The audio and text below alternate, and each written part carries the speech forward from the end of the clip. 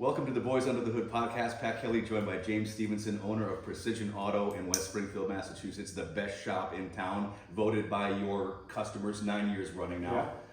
Yeah. Today's 18 years in business with Precision Auto. You sent me that text yesterday. yesterday. 18 years today. That is a big deal. Yeah. So way different than you started 18 years ago. Exactly. Our buddy Paul here today. We're joined by Paul Frasco, who is the owner of Pro and Local Detailing, the best detailing business here in Western Mass and Connecticut as well. And I only say that because Paul did my truck, and when he finished the job, I literally almost put it on the market because I was afraid to get in it, because they had the nice mats. I kept those paper mats in there for like 2 weeks because I didn't want to put my nasty feet on there. Yeah. I've seen the customer keep that paper mat in the car for a year. I'm like, why do you still have this? Well, you gotta keep it clean.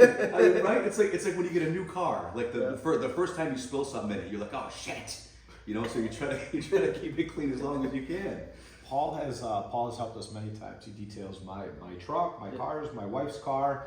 One time we got like a big long scratch along the side. I'm not going to say who did that. Yeah, Paul, buffed that whole thing out, made it unrecognizable. So thank you again, man. Yeah, no problem. You guys always do such a tremendous job, and I'm glad that you were able to come in and hang out with us today. Yeah, thanks. I appreciate it. So we brought Paul in here to get some insight into his business and how it began and where it is today and the different things that he does. Before we jump in, need to thank our sponsors, Lotus Business Solutions. Whether you're looking for systems to make your business operate more efficiently, whether you're having issues retaining employees, whether you're having issues bringing the right customers in, Lotus Business Solutions can help there. Lotus Media, if you need a clear message for the marketplace, if you need to have a concise message to draw people into your business, we're the experts at that. And lastly, Lotus Financial. If you're tired of going home and doing the books after a long week of work, let Lotus Financial take that from you, do that for you. You can concentrate on your business. Lotus Financial concentrates on the financial aspect of your business. Yeah, don't sell your auto repair shop. Call us, right? Call us. We'll help you fix the thing, or we'll buy it from you, or we'll help you fix it up and then sell it and get more money for it. Don't close the thing. Call us up. Call Precision or call Lotus Business Solutions, and we'll fix you up. The website is lotuspe.us for information on the business solutions, on the media, the financial, all of it. Please log on, take a look. So Paul Frasco, owner of Pro and Local Detailing. What town are you out of? The shop's out of Enfield, Connecticut. Okay. And how long have you been in business? 12 years, going on 13. Wow. Yeah. So I can imagine that being in the auto detailing business is pretty competitive. How did you start? I started by accident. Me too. Yeah. Me too. Yeah, you were an accident? It was by accident. A freak accident. I met somebody, and that's how I got into radio. A freak accident. Really? Yeah. I gotta hear that story. Well, I'll tell it to you one time. I've always loved cars, and I've always kept my car clean. My first car, I kept it spotless. Like, there wasn't a piece of dust in that car. Like, I was just proud of excited to have a car. I was never home. So I'd wax it every week, and I didn't even really know there was detail businesses out there. I just knew I wanted my car clean. And then I worked at Enterprise and cleaned the rental cars. It was a good job. My plan was to work my way up in the company. That it's a good company to work for. The manager could take a rental car home or to drive something different every day. Doesn't have to pay for the car at all. Gets $80,000 to $100,000 a year. That's a nice perk. It sounded good. Yeah. And then I was detailing with my friend on the side, like on the weekends, just to make money for beer. That's how it started. It was just, let's make some extra money. A couple summers into it, we kind of treated it as a business, but we were just kind of keeping track of how much we were making, just to see how much beer we could buy. It wasn't. It was enough beer. Yeah. It was just spending money. It was cash, and the first few years I didn't have insurance or anything. I just did it on the side in my driveway in Agawam, and then we started going to some people's houses and doing it in their driveway. Okay, so 3 years in, how many customers had you had coming back to you at that point? Maybe a few. 10. Still beer money. Yeah. The first 3 years was just kind of not much at all, just kind of testing it out, and just no intention of creating a huge business out of it or anything. And then it was my business partner at the time. It was his cousin who was a customer, and he was kind of pushing us into like, hey, you should really make this a business and just keep doing it. And he referred us like 10 customers, and he's that spark that started it. And those people referred us another few customers. And so that was when you got your first like location.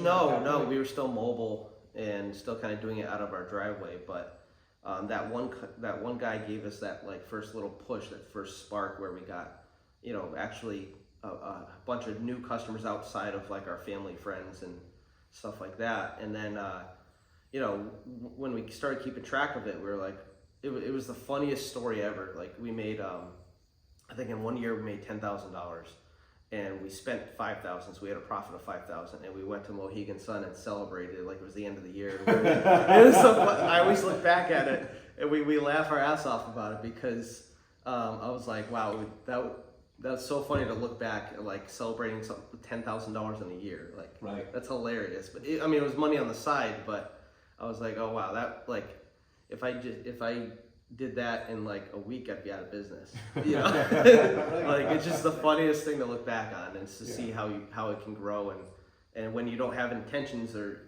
I never thought I would be I had a feeling I'd be a business owner, but I thought I would work my way up at the company. I went to college, just barely finished college too. I went for graphic design. Okay.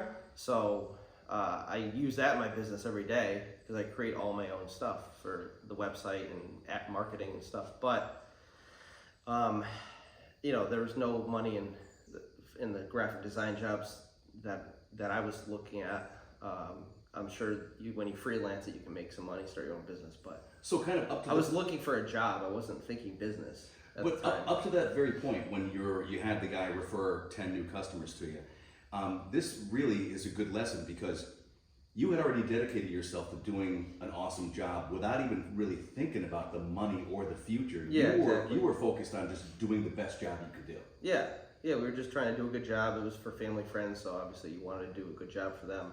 And it all kind of fell into place after that. And it was fun. We were just working on cars on a Saturday and getting paid for it, and it was just kind of for fun, just kind of seeing where it goes. And we just kind of like, as it grew, we just kind of went along for the ride.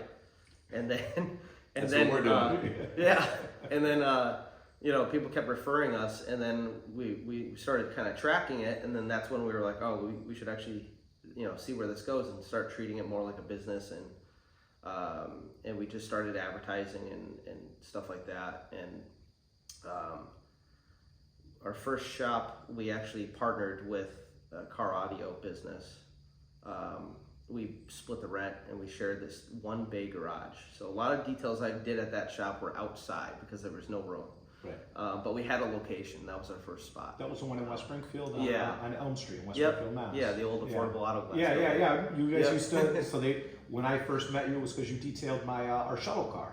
We used to have a shuttle car, like a the Prius at Precision Auto. Yeah, we had a Prius, and then you guys started doing some used cars for us that we were selling. Yep, we did a few of those. Yeah. We were still at that West Springfield location at the time. We were there for like 5 or 6 years. Tremendous job you guys did. Thank you. Yeah. So the moment before you decided to commit to doing this with your partner, how did you feel at that moment? Were you anxious? Were you worried? Did you know it was going to get big? What were you thinking? I was never nervous, because the whole time I had the business started and growing it. I had a full-time job at Enterprise. I was working 45 hours a week at Enterprise. Oh, wow. And I was I just started college, so I started this right, when I graduated high school, and then that's when I started doing it on the side, working at Enterprise 45 hours a week and starting college. So it was college full-time. So, at a couple years into the detailing, that just got added on to my plate. I was in a band too, so my weeks were like 100-something hours of work. So I was exhausted, and that was like 5 years. It took me 5 years, maybe 6, to finish college, because I was working so much.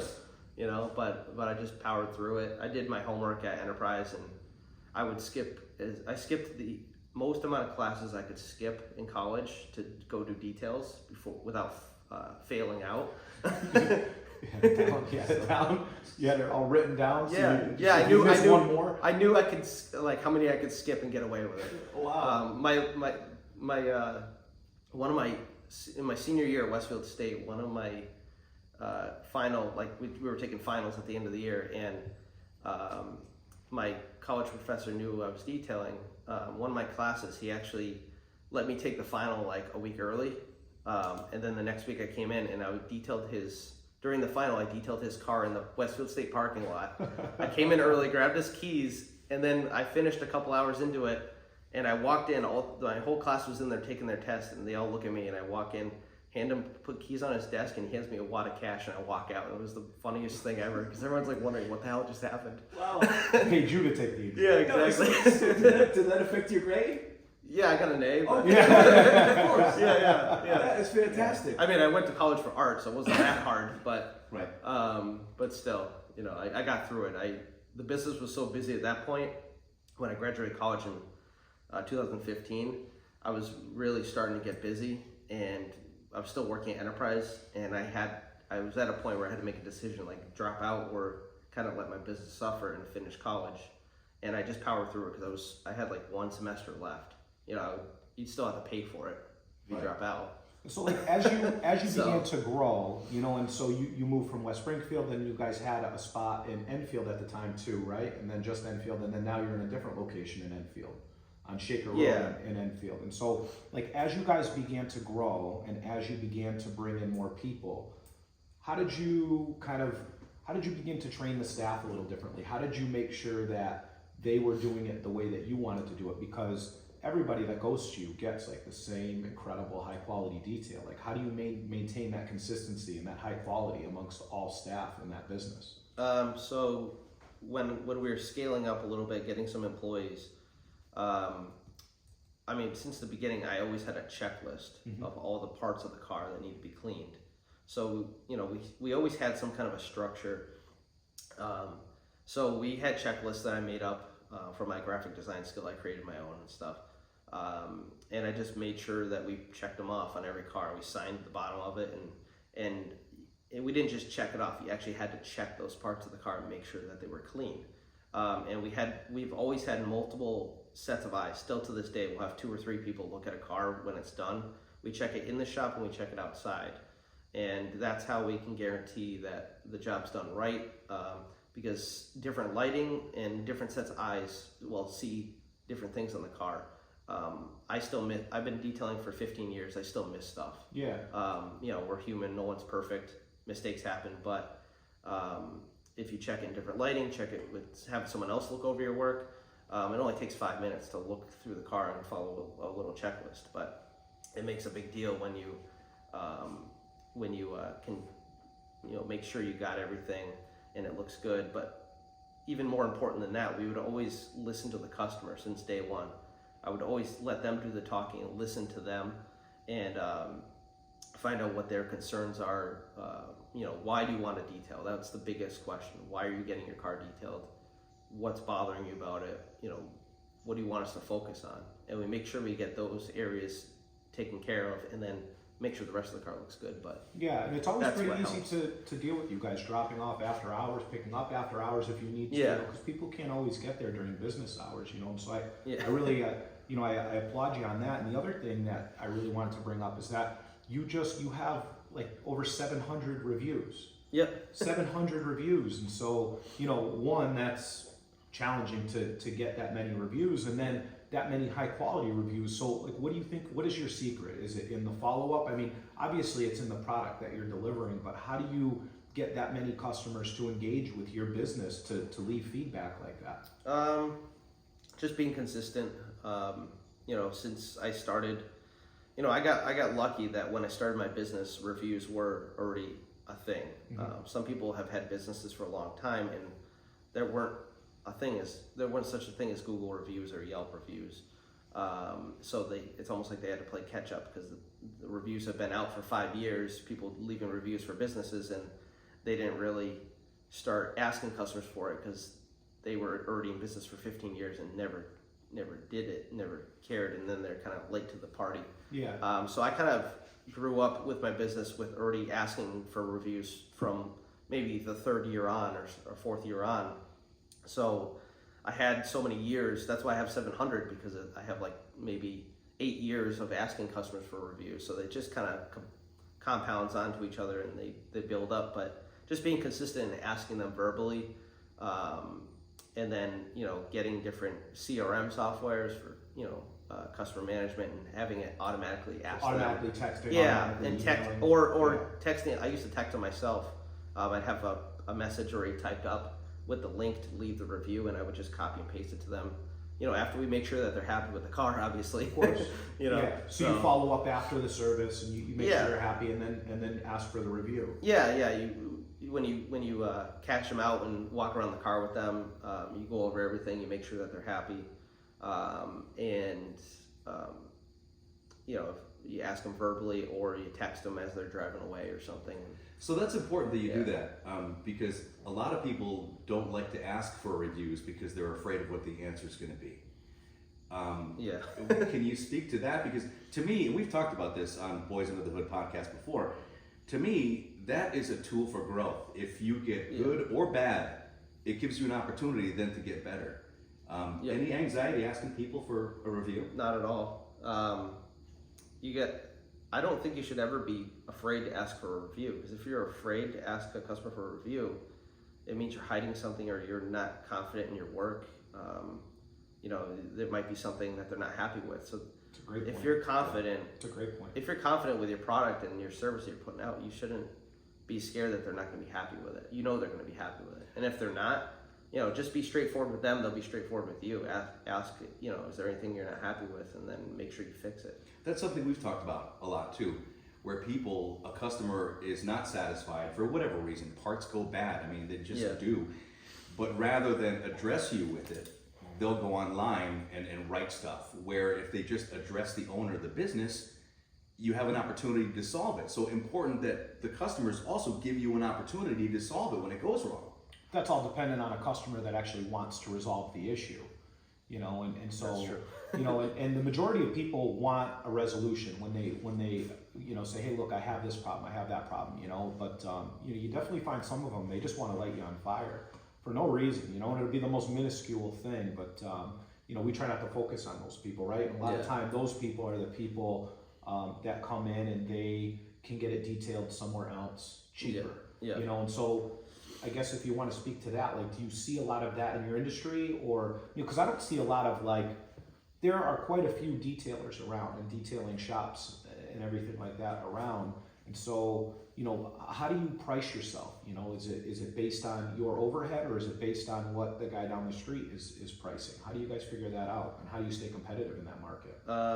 So our pricing is dependent on, you know, all the costs associated with the service. So, you know, what I want to pay my guys, and I pay them well. Because you want good guys. Exactly, yeah. So I pay them well. I don't want turnover. I don't want to pay someone as low as possible and then have them miserable, because they're not going to do a good job on the customer's car if they're miserable at work. Who goes to work miserable and is like, yeah, I hate this job, I'm going to do the best job I can do? You know, it doesn't happen. No, it's all about the attitude. So I try to pay them the best I can within reason, you know, realistically, because we've still got all the other costs associated, like insurance and chemicals, equipment, taxes, all that stuff. You gotta have the best supplies too. You gotta Yeah, put out a really good product. yeah, You we can't use cheap high glass. quality. Yeah, I mean, you can buy a steam cleaner for $200 on Amazon or $100, but it's not even gonna come close to the ones that we use. We have like 5 or 6 steam cleaners that we rotate and constantly get repaired because we use them on almost every car. But they're like $1,000. They're made in Italy, but they work really good, and it allows us to do the best job possible. It's really our pricing comes from our costs, and we work our profit. You know, obviously we're in business. We want to make money. We want to be around for years and years. You know, it's almost like you feel guilty telling a customer that you want to make money. Or I used to, but the way I look at it is like, well, no one works for free. You know, I tell my customer, you you don't work for free, do you? You know, like no one does. And you want to have money so you can service their car for years to come. You want to be around. So you want to give the customer a fair deal and be reasonable, but at the same time, you still need to make something. So I take You got to be able to our reinvest profit. back into the, Yeah, the exactly. company as well. To Yeah, get you gotta even grow more it and make it machines. stable. Yeah. So so I figure out our costs, our payroll, our profit, and I work that into the hourly price, and then we know how long each service takes per hour roughly. You know, it varies from car, but that's how we figure out our pricing. And then what's the other how we stay competitive? Like we're not the highest price shop in the area. We are more on the expensive side, but there's a few guys that are more expensive than us. But that's not our goal, is to be the most expensive. Our goal is to be reasonable, but not cheap. We like to be in the middle or just above that. You know, so we can kind of reach a wider audience, but we're not getting those people that are price shopping and that's their main focus is the price. They don't care if the job is good, or you know, they say that, but So you focus more on, you know, on value, right? yeah, And focus so, on the value. And one thing I do to stay competitive is I do call a lot of the detail shops in the area like once or twice a year. It only takes like, you know, 20 minutes to do, but every year I'll call like 5 or 6 shops and figure out the same service, and I'll get an estimate for the same type of car, same service, and whether they know it's me or not, or I have one of my employees call them, and I just write down their price for that service, and I take an average, and then I know what the kind of market average is. I do that like usually in spring and the fall, so I get an idea, and then I know, oh, we're $50 more than these people right now, or oh, these guys must be slow because, you know, we're more expensive than them, or hey, I need to raise my price a little bit because they're higher than me right now. So every year it changes, but you know, we can kind of see how the economy's going, how the market's going, based on all the other guys, what they're charging. that's really cool. So So with that, I think we'll just take like a 5-minute break. We'll come back with part 2. yeah, What do you think? I love it. Yes, I'm good. Paul Fresco, owner of Pro and Local Detailing in Connecticut.